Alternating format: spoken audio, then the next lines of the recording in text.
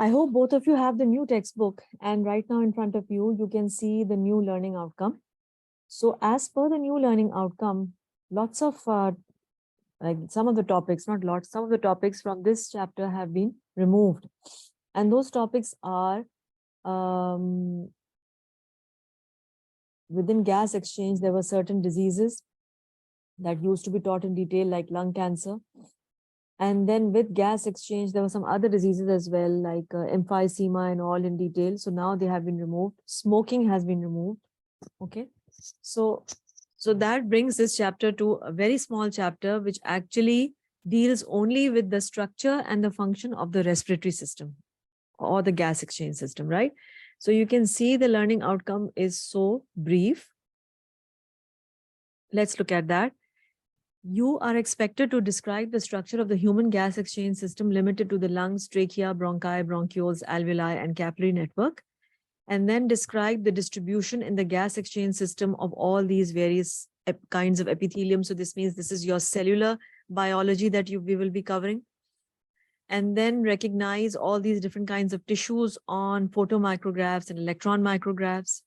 And also meaning that basically this all deals with recognizing these structures macroscopically and microscopically, right? Both of them in detail. And then finally moving on to their functions, you can see that learning outcome number 5 and number 6 deals with their detailed functions of not only like the function of the gas exchange system as a whole, but the function of individual cells, like some of the examples of individual cells have been given over here: ciliated epithelial cells, goblet cells, cartilage, smooth muscle cells, different kinds of cells, right? And then finally describing the gas exchange between the air in the alveoli and the blood in the capillaries, right? Okay. Right now in front of you, you can see something. And this diagram, if you look at this diagram, what do you think I'm trying to tell you as far as this diagram is concerned? Yes, any one of you can answer.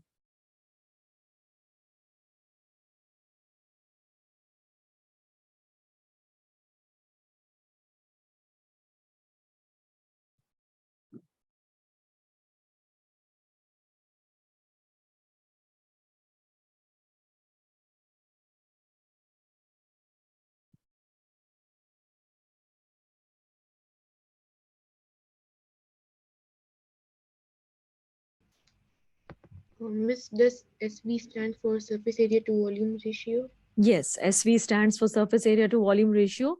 So what am I trying to show you on this diagram? About the differences in the surface area to volume ratio between of a human being and structures like amoeba and root hair cell. Yes, Alia.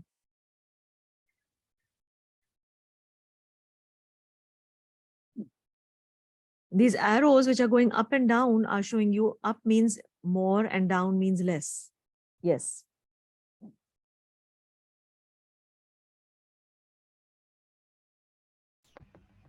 So much human beings have less surface area to volume ratio than amoeba and root hair cells. Okay. So if I extend this, into another question, that if I say that the human beings have a lower surface area to volume ratio and the root hair cell and the amoeba has a higher surface area to volume ratio. So because of this fact, the human beings need a proper transport mechanism in the form of a pump, which is the heart, and the lungs, which is the gas exchange system, in order to transport oxygen and like oxygen to each and every cell of the body, and to also remove CO2 from the respiring cells of the body. So what has that to do with this? Is there a connection between a well-developed circulatory system and a gas exchange system and the low surface area to volume ratio?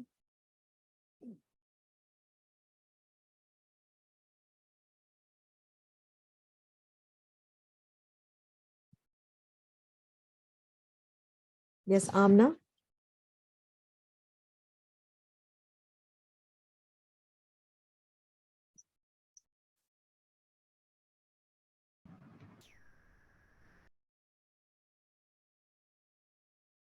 No idea? Just how bigger the surface. I don't know about the surface volume ratio, but the bigger the surface, the more gas taken in ratio. Remember when we were doing like a question, when we were doing chapter enzymes, right? There was a question on surface area to volume ratio. Remember? We were doing like it was a Yes, past. miss. So there also, I think there were some different kinds of agar cubes, isn't it? Agar blocks. And there were smaller agar blocks and there were larger agar blocks. So let's say, let me just draw those agar blocks. Tiny agar blocks like these, and then big agar blocks like these. So if I ask you which one of these has a higher surface area to volume ratio, what will be your answer, Amna? It's the smaller one. The smaller one. So you expect the smaller one to have a higher surface area to volume ratio, and such kind of a cell, let's say if a cell is so tiny, just because of the fact that it has a higher surface area to volume ratio, it becomes easy for the substances to be absorbed into such a cell from all sides or from all surfaces, right? So if any organism is as tiny as this small cube or even tinier than this, we can at least see the cube, but we can't see the amoeba without a microscope, and also the root hair cell. So structures which are very small have a higher surface area to volume ratio. And for them, simple ways of transfer like diffusion and osmosis is enough to transport substances into and out of those structures, as compared to a complicated multicellular organism like a human being, which have a large structure and a lower surface area to volume ratio, require a proper gas exchange system and the presence of a pump, which is the heart, and circulatory systems to transport oxygen to each and every cell of the body. That explains the significance of the presence of a well-developed gas exchange and a circulatory system in the human beings, as opposed to tiny structures like root hair cells and amoeba. Why am I discussing all this is that such kind of questions are asked in exams.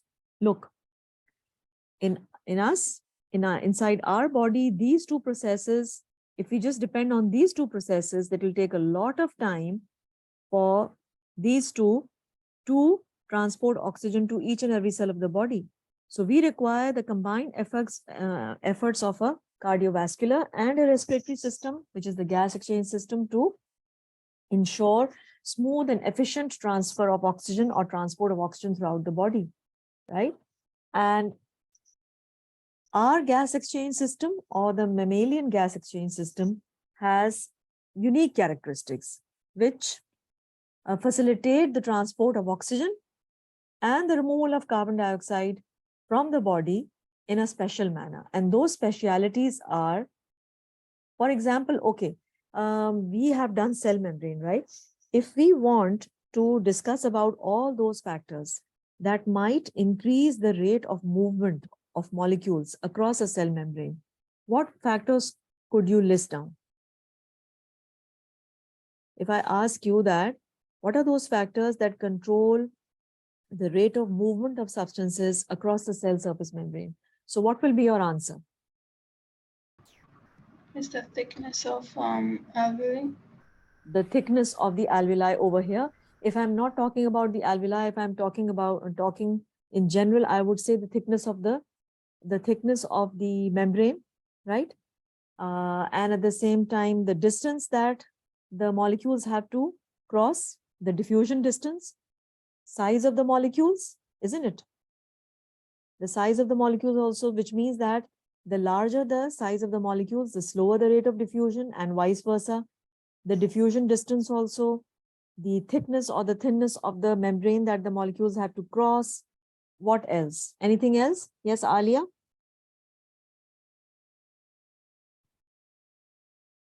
Miss, can it be the pressure of the gas? Pressure, yes, pressure potential maybe, but not over here, not over here. Maybe in plants, but if we talk about lungs, not the pressure potential. But then, yes, it can be the temperature also. Do you think temperature will affect the rate of movement of molecules? Yes. So what do you think? If the temperature is more, then the diffusion rate will be more or less? It will be more. It will be more, right? And now when we talk about the respiratory system, okay, or the gas exchange system, then we have to imagine the lungs and of course the alveoli, because alveoli are those parts of the gas exchange system where the exchange of these two gases is taking place, right? Oxygen and carbon dioxide. So let's look deeper into it. Okay.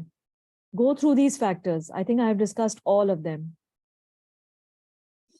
No, in fact, I haven't discussed this factor.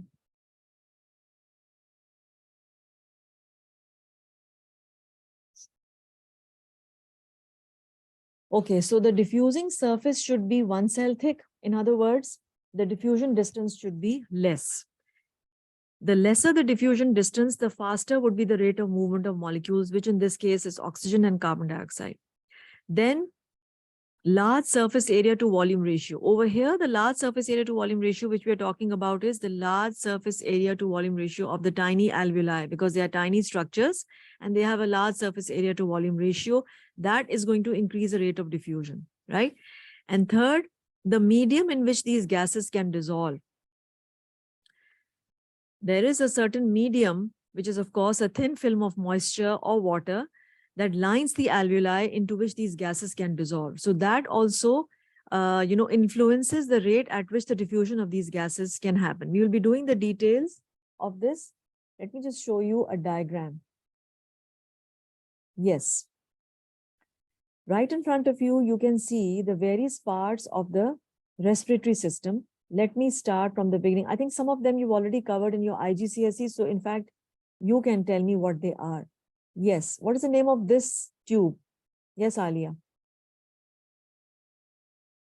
It's the trachea. It's the trachea. Okay. And now the trachea is going down and bifurcating. What is the name of this? These two tubes. It's the bronchi. Right and the left bronchus, right? Acha. Then further the bronchi are dividing into thinner tubes. What do we call them? Bronchioles. Bronchioles. Okay. Then we are going deep down. And finally, we can see that these bronchioles are dividing into, let's look at this, finer and finer branches, so much so that finally we reach this part, which is known as a terminal bronchiole, right?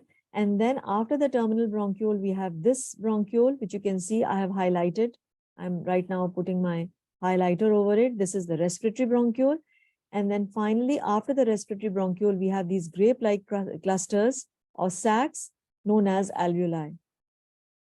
In lower classes, we call them, we tell children we use the word air sacs, but of course now you won't be using the word air sac. You'll say that these are alveoli. Plural is alveolus. Sorry, singular is alveolus and plural is alveoli. So it goes like this. Number one, we breathe in air through our nose and through the mouth. Okay. So after the nose and the mouth, of course, the air is going to enter into this hollow pipe, which is the trachea. From the trachea, it goes into the bronchus, the right bronchus and the left bronchus, right? And then further, the bronchi divide into thinner branches known as the bronchioles, which are also, just like bronchi, they are also air passages, but they are thinner in diameter.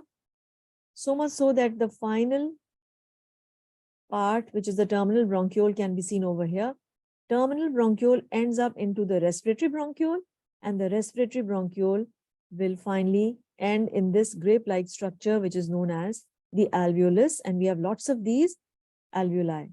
In fact, if we open up the alveoli of both the lungs and we try to look at its surface area or the covered area in square meters, it is almost equal to the covered area of a tennis court. And we all know how big a tennis court is. So this is how you can have an imagination of how much surface area together, the sum total of the surface area of both the alveoli inside both the lungs is so huge. And that explains why this is necessary, because this is in order to allow for a rapid gas exchange, okay?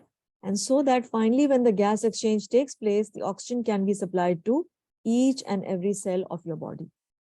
Any questions from this diagram?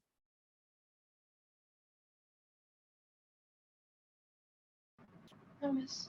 No? This is very simple, right? Okay. Now what am I doing? I am zooming into one alveolus, okay? One of the alveolus. And let's see how it looks like. Now I'm giving you 2 to 3 minutes to look at this diagram. I've used different colors also to explain. I've used a yellow color, blue color, and a red color. 3 separate colors to show you 3 separate places or 3 separate structures. And also the processes are also mentioned in this diagram. You look at it and then I will ask both of you to explain it to me individually.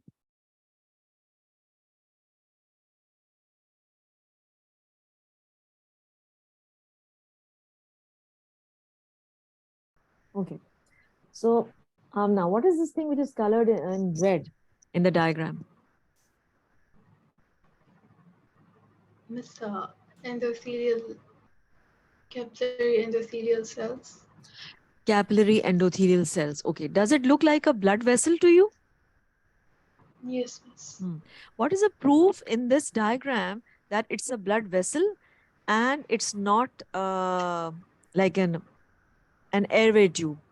It's a tube. ठीक है, tube के अंदर air भी हो सकती है, blood भी हो सकता है, but what's the proof in this diagram that it's a blood vessel?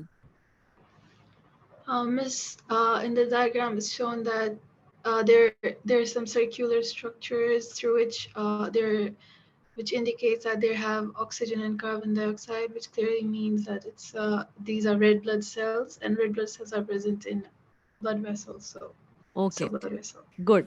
So this structure or this red colored tube is a blood vessel because the proof is that these circular structures, they look like as if they are red blood cells and they are found consistently throughout the length of this vessel. And there is another proof also. I don't know whether you have done this in IGCSE or not, but I think this transport in mammals is taught and you are taught about the structure of an artery and a vein and a capillary. So capillaries are very, very thin. So much thin that we say that they are one cell thick. One cell thick का मतलब कि वो इतनी thin होती हैं कि उसके अंदर सिर्फ एक ही cell fit आ सकता है, which is this red blood cell. You will never see that in a capillary the red blood cells are flowing in groups like this. You will never see. The reason is that the lumen of the capillary, the lumen is so thin that it can fit at one time, बल्कि मुझे थोड़ा सा बड़ा बनाना चाहिए. It can only barely fit one red blood cell at a time. And the red blood cells, when they have to flow through a capillary, they are flowing in a single file. यानी एक ही line में जा रहे होते हैं, ऐसे groups में नहीं flow कर रहे होते, right? So that's why there are many reasons to say that that's a capillary, because it's one cell thick, because we can see lots of red blood cells flowing, and also they are flowing in a single line, right? Okay. Alia, what is that yellow colored structure? Miss, that's the flattened squamous epithelial cell. Flattened squamous epithelial cells. Chalo, ye to likha hua hai yahan pe, right? But make a guess. Are these cells belonging to the gas exchange system? Can we say that these are the cells of the alveoli? Miss, they're connecting the alveoli to the capillary, so they are involved in gas exchange. Yes. So this means what you can see in front of you, both of the, on this diagram, what you can see is the detailed structure of an alveolus. The alveolus, which was shown over here, this grape-like structure, has been zoomed into to show you कि असल में ये कैसे नजर आता है. So right in front of you, you can see this single alveolus, जो कि आपका yellow color का है. Every alveolus is lined by flattened squamous epithelial cells. These cells they appear as if they have been squashed. किसी ने इनको दबा दिया है. Like for example, cells तो usually ऐसे होते हैं ना. If I squash this cell, it will look somewhat flattened like this. Okay. So the entire alveolus, जो आपका पूरा alveolus है ना, जो circular एक grape-like cluster है, it is made up of these flattened squamous or squashed epithelial cells, right? So you can see कि ये सारे जो cells हैं आपको जो नजर आ रहे हैं, which are joined end to end, they make up an alveolus, right? And alveolus is very close or very, tightly in connection with, or I can say they are in the alveolar cells are in close proximity to the capillary. Why? Because we know that when we are breathing in air, ये जो yellow color का arrow आपको नजर, when we are breathing in air, we are breathing air which is high in oxygen and low in CO2. ठीक है? Air is going inside, air चली गई अंदर. अच्छा. Now this blue colored thing is actually the thin film of moisture. It's a thin film of water which is lining the alveolus. And it is this thin film of moisture in which the gases oxygen and carbon dioxide dissolve. So this thin film of moisture will uh, act as a transport medium for both these gases. So first of all, you can see that the air that comes inside is high in oxygen and low in carbon dioxide. So where is it going? It will go into the, like from the alveolus, this oxygen will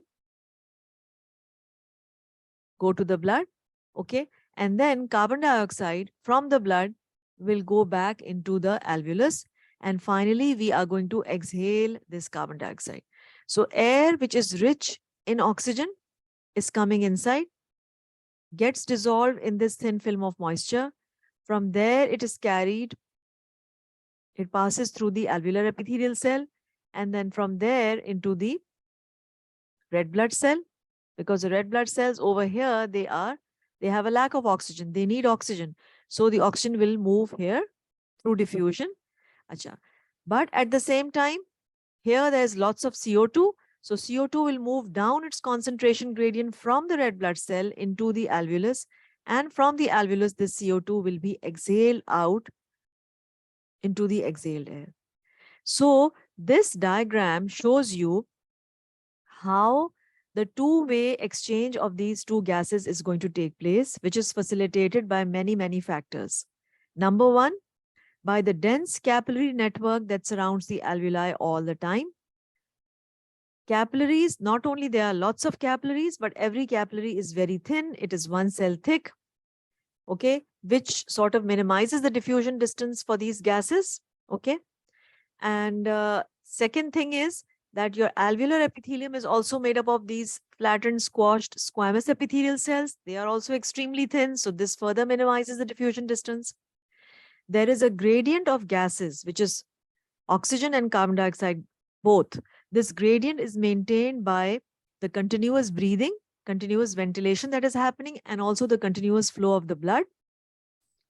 Thirdly, or fourthly, I can say that all the alveoli are lined by this thin film of moisture that is going to act as a transport medium for these two gases so as to expedite this process, right? So all these processes are going to facilitate the two-way movement of these gases across the alveolar epithelium. Any questions? No, miss. If we now, compare this diagram to the, yes, now it should make more sense. Our diffusion distance is one cell thick because the squamous epithelium is also one cell thick and the capillary endothelial cells are also one cell thick. So both of them complement each other, and we can say that overall the diffusion distance becomes less. Large surface area to volume ratio of all the alveoli together. We have millions and millions of these alveoli, right? We have a transport medium in which these gases can dissolve, which is a thin film of water. Yes, there is a continuous flow of blood, ensuring that the concentration gradients of the oxygen and carbon dioxide gases are maintained. So, क्योंकि blood continuously flow कर रहा है, तो the gradient of these two gases will always be maintained. कैसे? कि the air that is going to come inside will always be high in oxygen and low in CO2, right? Whereas if we look at the concentration of these gases inside the blood, you will always have low oxygen and high carbon dioxide inside cells. ताकि जब यहाँ पे low oxygen होगा तो constantly oxygen जाएगा from the alveolus into the blood. And if there is a high level of carbon dioxide over here, so this will provide a concentration gradient for the CO2 to move from the blood into the alveolus. Another diagram of alveoli. Lots of alveoli can be seen, and you can see how they are densely supplied with this capillary network.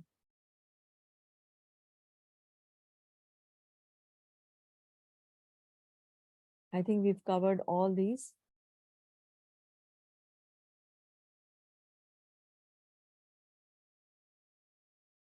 Okay, we still have time, so we will now begin with the details of each and every part of the respiratory system. And if you don't have any questions that then I can start with trachea. Can I move on?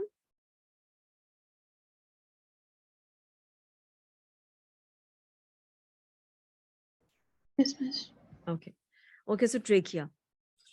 You can call it the windpipe, but of course, biological name is trachea. It is a hollow pipe whose purpose is to carry the air from the nose and from the mouth down to the bronchi, right? It is made up of various structures, various different kinds of cells, and we'll see what those cells are, right? Okay.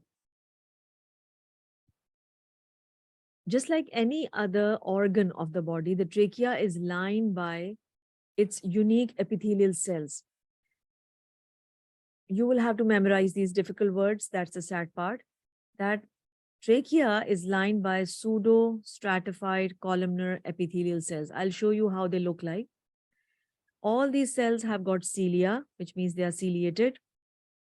They also have some goblet cells scattered here and there, whose job is to produce mucus. And we can also see smooth muscle cells and elastic fibers present in the wall of the trachea, and cartilage also after that. Let's look at all these various layers of the trachea. In fact, in a way, I am doing paper 3 with you right now. Okay. First of all, I'll just give you an idea about where your trachea is situated. So let's say if I say that somewhere beyond this part is your face and you have the nose and the mouth, and from the nose and the mouth, you are allowing the air to move into this pipe, which is the trachea, right? Just behind the trachea, you have the food pipe or the esophagus, right? So if we zoom into this structure, we will see that the trachea is lying in front, आगे की तरफ है trachea, and the esophagus is lying behind. यानी आपका windpipe is in the front and the food pipe is behind. So this structure which is shown to you is your food pipe. ठीक है? और ये जो structure है आपका, that's your windpipe or the trachea. ठीक है? अच्छा, since trachea is a hollow pipe like this, so I would say अब मैं कुछ नाम use करूंगी and you have to get accustomed to those names. This is the wall of the trachea, ठीक है? And this empty space inside is the lumen of the trachea. The hollow space is the lumen of the trachea. So you can see how big the lumen of the trachea is. इतना बड़ा इसका lumen है so that the air can pass freely through it, right? And then there are certain cells which are facing the lumen, and then there are certain cells which are facing the wall. And you can see, अब हम इस अभी तो हम एक बहुत ही we are looking at this diagram at a bigger level, but then soon we are going to zoom into it to see how these cells actually look like. So over here, at least you can see that the ciliated cells, ये जो आपको cilia बहुत सारे नजर आ रहे हैं, they are facing the lumen of the trachea. So this means that we can say that the pseudo-stratified columnar ciliated epithelium is the innermost layer. It's facing the lumen of the trachea. और बाकी के जो layers हैं वो सब उसके बाद आते हैं, right? अच्छा. Let's look at these layers from inside to outside. Okay. The innermost layer is known as the mucosa. Now this is the mucosa, this one. और इसी लेयर पे ही आपका pseudo stratified columnar ciliated epithelium है, तो ये होगा आपका mucosa. As we go deeper, we can see that we have another layer which is known as the submucosa, as the name indicates, because it is below the mucosa, right? After the submucosa, we have another layer which is known as the cartilage layer. जो पूरा आपको blue color का layer diagram में नजर आ रहा है, that's the cartilage. The striking feature of the trachea is that it is composed of this cartilage. ठीक है? Cartilage की feel, अगर आपको you want to have a feel of the cartilage, then you just touch your earlobe. ठीक है? The upper part of your earlobe. It's a kind of the tissue. It's a kind of a tissue which is neither soft as the other soft tissues. ठीक है? और नहीं वो इतना hard है कि वो bone हो. Right? It's a tough tissue. And a major part of your trachea is made up of this cartilage. Now look, wherever I am circling is the cartilage, this whole thing. ये जो blue color का layer है ना, this is all cartilage, and you can see that this layer is in the form of a C shape. ठीक है, यहाँ से लेकर यहाँ तक है, लेकिन यहाँ cartilage नहीं है. And what do you have over here in this bit? You have the trachealis muscle. And where do you have it? Trachea आपका front में लगा हुआ है, ये पूरा trachea है. और पीछे के साइड पे क्या है? You have the esophagus. ठीक है? तो जो ट्रेकिया का फ्रंट पोर्शन है, which means from here till here, is made up of a C-shaped ring of cartilage, which only extends in the form of a C shape. Posterior part, या जब पीछे वाला part है trachea का, that's made up of a muscle, that is the trachealis muscle. ठीक है? Innermost layer, mucosa. Layer which is lying below the mucosa is the submucosa. Inner to the submucosa, we have the hyaline cartilage, or the cartilage, you can call it. And the last layer is the serosa, which is the outermost layer of the trachea. Acha. Are you guys supposed to remember all these?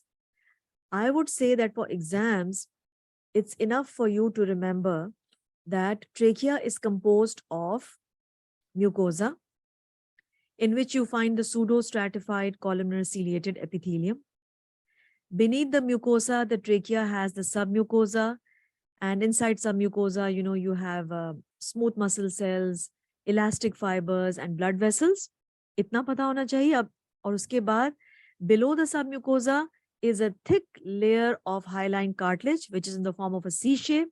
That comprises a major part of the trachea, that gives mechanical strength to the trachea, because cartilage is a tough tissue that prevents the collapse of the trachea.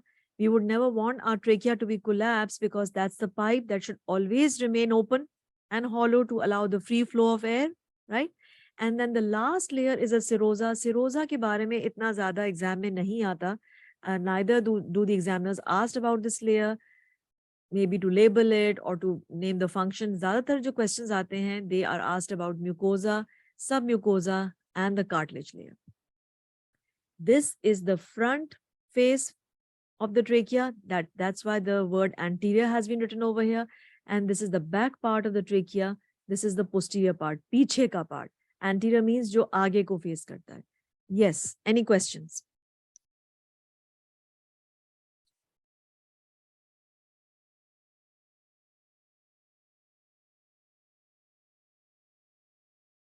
Alia, do you have any problem in understanding this? Miss, the posterior part shown in the diagram does not have cartilage. Does not have cartilage. Yes. Okay. And that's why we say that when you describe trachea, you say that the trachea is made up of a C-shaped layer of cartilage. It's not a continuous layer. The cartilage is in the form of a C-shaped layer. अच्छा, अब ये जो मैंने आपको अभी diagram दिखाया है ना, this is I can say that this is a picture that has been zoomed out. ठीक है? It's a bigger picture. Now, in the upcoming pictures, I'm going to zoom into these various layers to show कि ये actually light micrography पे कैसे नजर आते हैं. And then further, I'll go one step beyond. How do these layers look like under electron microscope, right? Now, you will use your knowledge of chapter cells when we did light micrographs and electron micrographs to recognize various, parts of the cells also, and the various parts of the respiratory system. Let's look at it. Let's move forward. Okay.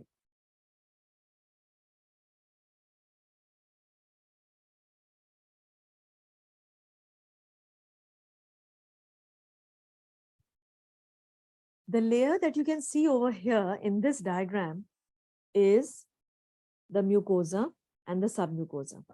This empty space which you can see over here is the lumen. So जो cells lumen को face करते हैं, those are the mucosa. So this is your mucosa. The mucosa is made up of pseudo-stratified columnar ciliated epithelium. ये जो आपको epithelial cells नजर आ रहे हैं ना, ये सारे, all these, they are known as pseudo-stratified columnar ciliated epithelium. Now, this diagram is not such a high resolution diagram. So if I want to actually show you कि ये cells कैसे नजर आते हैं, and sometimes paper 3 में they ask you to draw such cells. So they look like this. I'm drawing the cells over here. Let's say if I have to draw the epithelium, so you can see how I'm drawing. I'm drawing the cilia. Okay? And then I'm drawing these pseudo-stratified columnar epithelial cells. Okay? Columnar का मतलब ये column की तरह होते हैं. And then scattered with them, यहाँ पे नहीं नजर आ रहे इतने साफ. Yes. You will find occasionally here and there some big cells, and those big cells are known as the goblet cells. Did you do goblet cells in O levels? in IGCSE? Yes, miss. I think so because I've seen it in the IGCSE textbook. Okay. Okay. So pseudo-stratified columnar ciliated cells. Pseudo-stratified columnar ciliated cells. Cilia you can see at the top, and you can see these goblet cells here and there. Acha. The function of the goblet cells is to make mucus. Mucus is a sticky, slimy substance which is made up of glycoprotein. Okay. Remember, we did protein synthesis, and we also did that at the end of protein synthesis, once proteins are manufactured, they need some post-translational modification. So one of the examples of post-translational modification is to convert a protein into a glycoprotein to add a polysaccharide unit to it, right? So mucus is an excellent example of a like of a protein that has been modified after translation. Okay? So the job of the goblet cells is to make mucus. Mucus is made of a protein known as a glycoprotein known as mucin. Okay? It's a sticky, slimy substance whose job is to trap the dust particles. When we are inhaling the air, जब हम air अपने trachea में डालते हैं, तो it is full of pollutants, ठीक है? Toxins, foreign bodies. So what does this mucus do? It's going to trap all these dust particles. They will stick to it because उसके sticky nature की वजह से. Once those dust particles are trapped, they will be blown away or swept by these cilia, which are sweeping in a metachronous rhythm. ठीक है? ये cilia जो है ना, ये बिल्कुल इस तरह से, for example, if these are cilia, they are just, moving in a rhythm. ऐसे ऐसे करके move हो रहे होते हैं. They can move, and when they move, they are actually sweeping the mucus in the upwards direction. Where in the upwards direction? Let me show you. There is a diagram over here.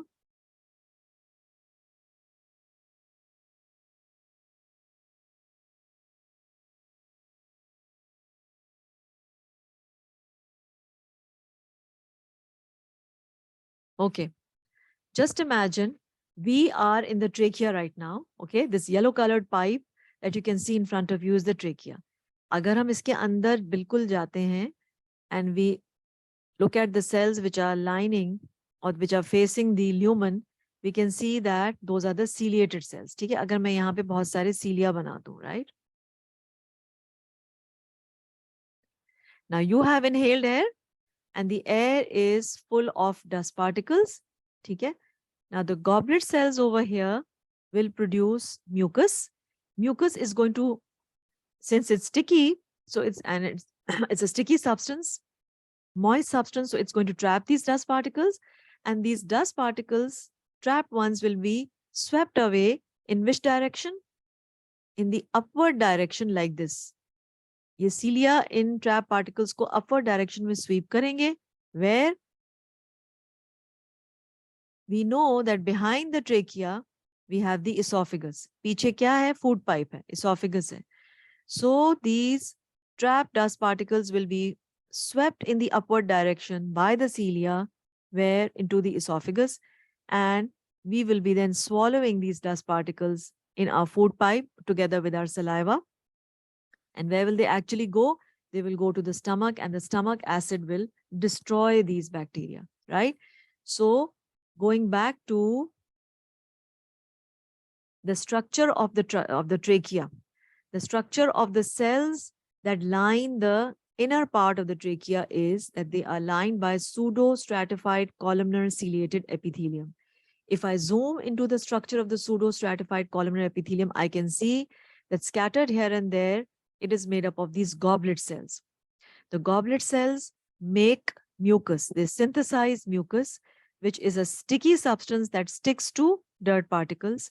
Once it's stuck, then this mucus will be swept in the upward direction by the cilia, by the metachronous rhythm of the cilia, towards the larynx. From the larynx, they will be swallowed to the esophagus, and from the esophagus, we are going to these bacteria will be digested by the or killed by the stomach acid. Right? Any questions? No, miss. No? Acha. So I have only done mucosa up till now with you. For example, I can say this is the mucosa. And then if we go Beneath the mucosa, this is the submucosa. And in the submucosa, we can see the blood vessels, we can see the smooth muscle fibers and the elastic fibers also. Let me now show you submucosa.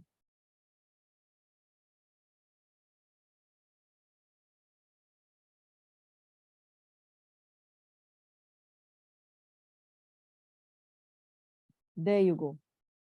This diagram has been, this is an excellent diagram, and this has been taken from your Cambridge, right? In fact, it came in one of the past papers. So you can see it's such a beautiful diagram with a good resolution. And you can see the pseudo stratified columnar ciliated epithelium. ये आपको नजर आ रहा है, ठीक है? और उसके नीचे आपको submucosa नजर आ रहा है. And inside the submucosa, you can see these smooth muscle fibers. Smooth muscle fibers जो है ना, उनका look ऐसा आता है. You can, if you want to see the smooth muscle, individually ये नहीं cells नजर आ रहे, लेकिन अगर individual होते तो they would have looked like this. That's why I have drawn these cells like this, ताकि बच्चों को समझ आए कि individually ये कैसे नजर आते हैं, right?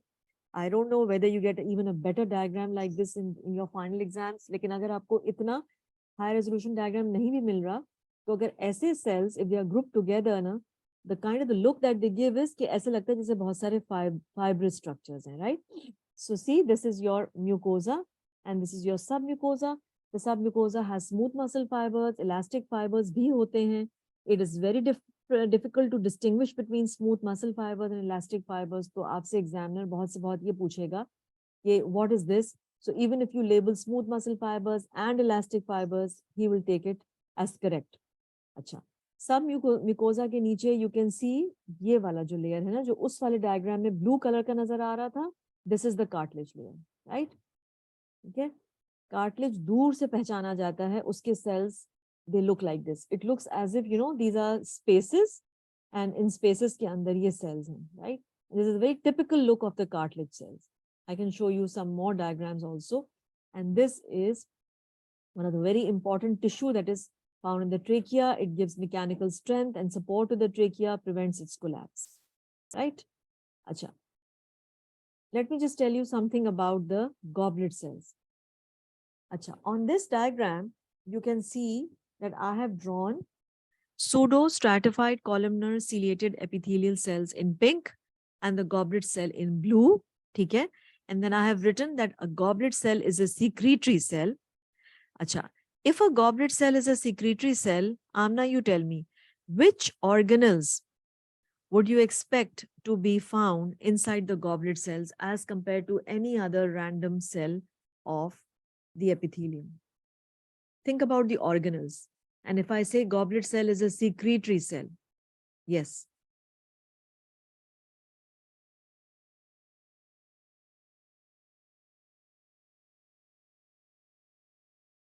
Miss some organelle that secretes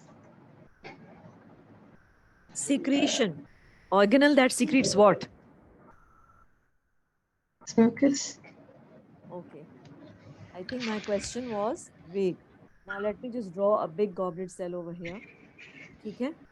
I am drawing a goblet cell and definitely you will be able to answer now. Okay. This is the goblet cell.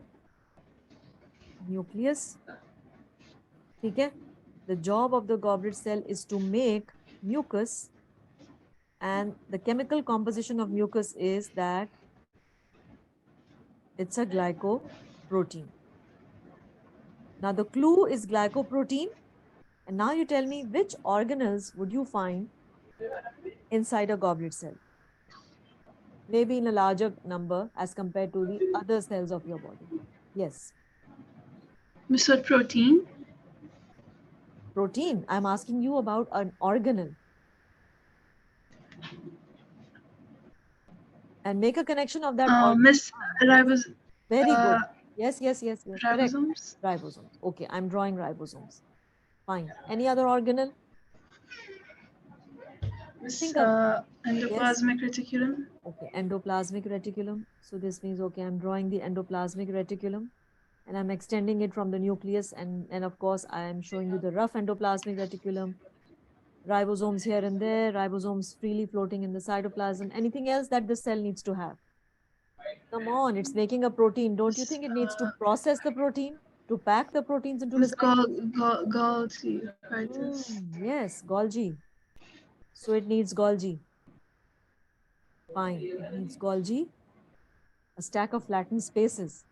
Okay. Now, when it needs Golgi, what is that process by means of which substances are secreted out of the cells? Alia, now you should be able to answer this question. Yes, Alia. A Miss process, exocytosis. exocytosis. ठीक है. Exocytosis के लिए, which organelle should this cell need beside all these organelles? Miss lysosome. Lysosome. No, no, no. Is exocytosis an active process or a passive one? Miss active process. Active. Active processes need Miss proteins in the cell membrane. Carrier proteins. carrier proteins. Okay, fine. For carrier proteins, what do you need? Which molecule do you need energy? Miss mitochondria. Mitochondria, right? So this means that a goblet cell should have so many structures. Okay?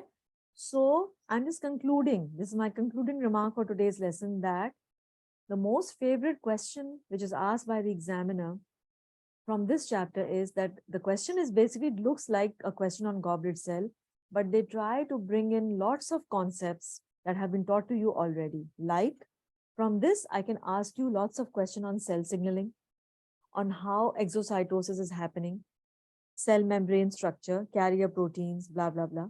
Then I can ask you questions on organelles. Why does a goblet cell need rough endoplasmic reticulum? I can ask you a question on protein synthesis, transcription, translation, and at the same time, I can ask you the biological significance of a goblet cell with respect to the respiratory system. तो इस सिर्फ cell पे ना सारे chapters आपके test हो सकते हैं, right? For example, if let's say the question is just limited to क्या कहते हैं respiratory system, so in that case they will only ask you a question about the goblet cell, which means that they might ask you, okay, what is the function of a goblet cell? So you will write like this.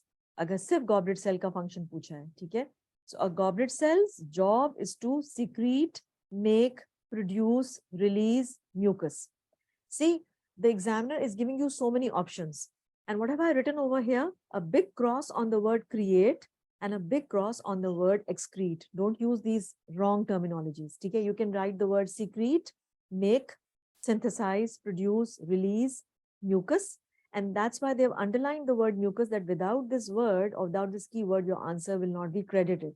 And yes, you can use whichever spelling you like, the American or the British one, right? Okay, so with that we end. And next week, inshallah, be prepared for an for a quiz on